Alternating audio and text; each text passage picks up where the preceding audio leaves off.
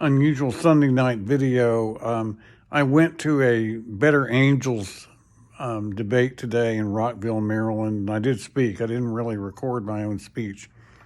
But what I said, that the premise of the debate was that resolved that socialism is bad for freedom or for personal freedom, and I concurred. I spoke in the affirmative. I talked about the fact that if we do value all human life equally, it means we all have an obligation when we are better off to provide value to those who would actually need us and to lift others up. And that when we are free to do that, we need to use our freedom wisely. Otherwise, we can slip into a situation where authoritarianism to many people seems attractive because they can get off on the mental game playing that can result when you have strict rules and when everyone is measured. Sort of the meritocracy problem expanded.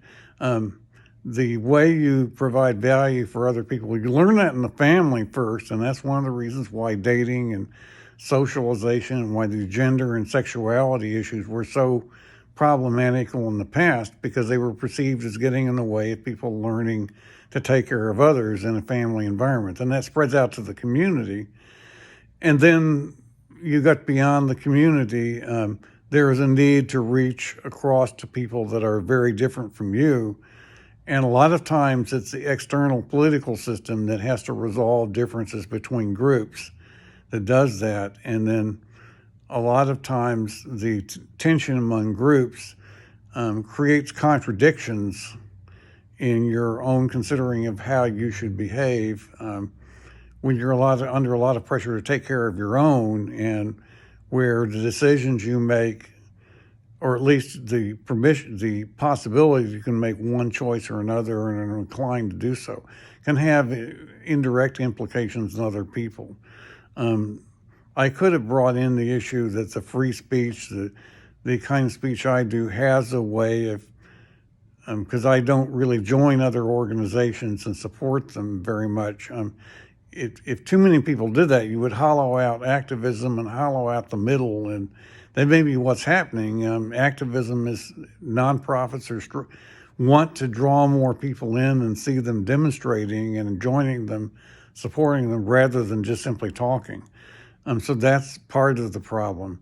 I also mentioned in a question the intentional community issue, where there's actually, like Twin Oaks, for example, in Central Virginia, where they have work credits instead of money, or in lieu of money where possible, where this kind of communism works on a small scale, where people have clearly defined obligations to one another, but it doesn't work very well when you put all these together.